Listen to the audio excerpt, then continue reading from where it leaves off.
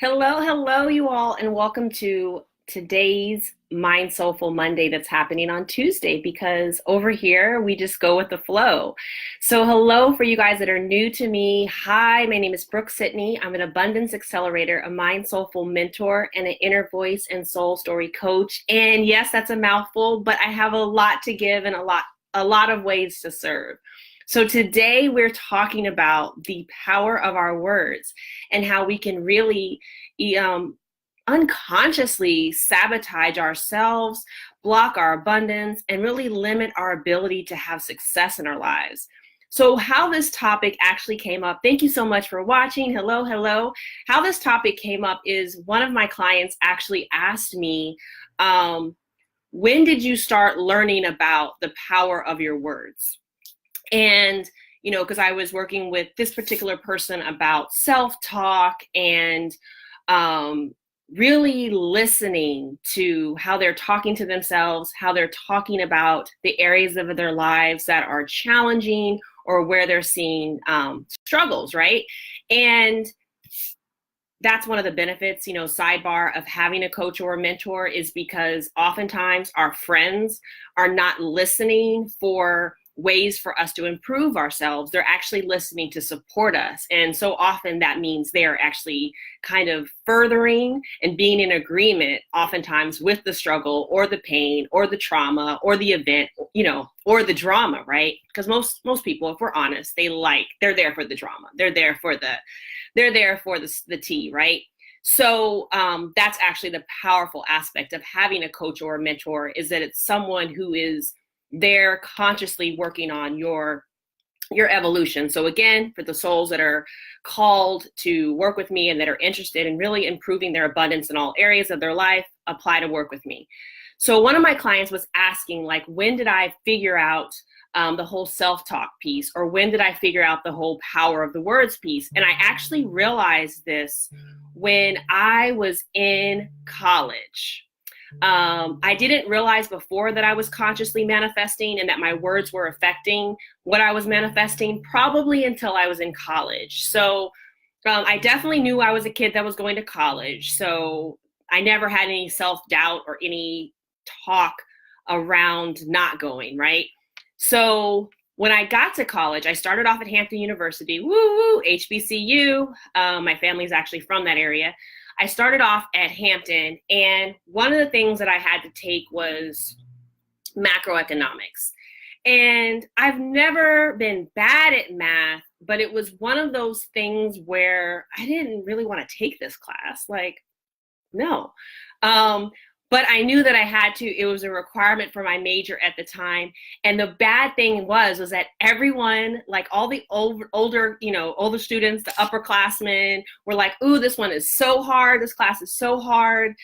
Everyone gets B's and C's. And I was really worried about my GPA and so forth. And so I remember, this is one of my few times I remember, especially way back then. It feels like so long ago. I remember making the conscious decision that I was going to get an A in this class and I was going to be a beast. This is a good beast in a good way on macroeconomics. And I was so committed to this that I was taking it at 8 a.m. I'm not a person who loves to be ready and present at 8 a.m., but I knew that I wanted to be sharp on my game and actually get it over with.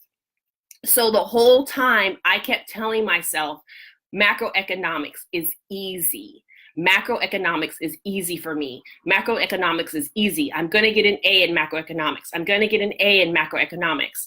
And the next thing that I knew, I ended up sitting my behind in the front row of the class, raising my hand, doing the darn work. And the next thing I know that I was setting the actual bar, what do you call it? The curve, that's it. I was setting the curve in the class and macroeconomics came easy to me. For some reason it's clicked. This is not my thing, you guys. So the reason I'm saying this story is because after that semester, I realized the way that I talked to myself about something and how I thought about it in my mind and how I positioned myself in my mind actually had an effect. I then duplicated that same type of thinking and activity for accounting. Okay. Now, all that information is now gone. No, I'm just teasing. It's all gone out the window. But my whole point is that that's when I started figuring out the power of my mind and the power of the words that I was saying to myself and about things that I would normally think are difficult and that I normally think are hard. And then as life has gone on, I've seen the areas that I've had like more challenges. It's because I talk about them. Oh, this is hard. Oh, this is difficult. And I see the exact same things in my clients' lives. I see the exact same things now, even in my friends' lives, because I'm that friend now. That I have to turn off kind of the coach thing. So the reason I'm saying this to you is, for one, 9 times out of 10, you probably do need a coach. You probably do need someone who is going to tell you the truth and listen for your constant evolution. That is what a coach does. And sadly, or not sadly, because I don't even know if that's necessarily the function of our friends are here to support us. And oftentimes it keeps us stagnant because they're just here to support and not really to guide us to the next step, especially if they're not there themselves, right?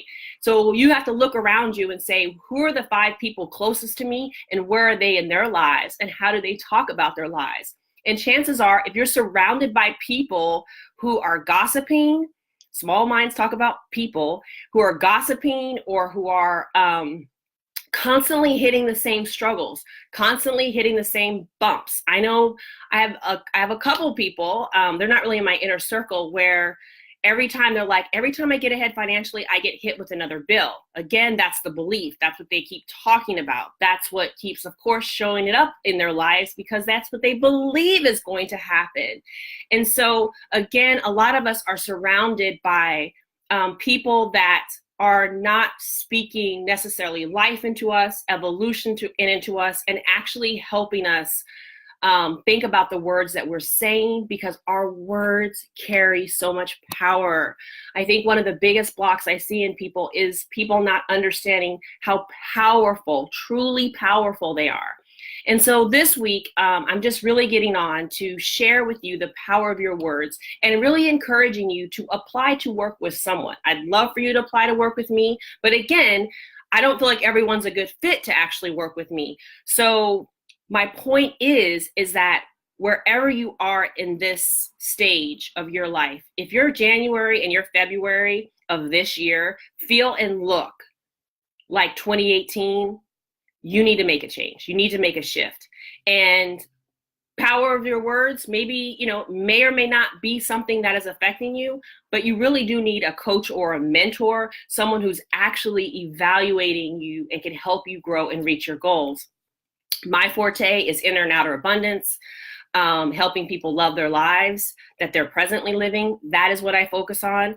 But at the end of the day, I'm really encouraging you to think about where you are right now in your life. Think about the things that you want to see grow and develop, and do a realistic assessment about what tools, what people are in your life to help you get to that place.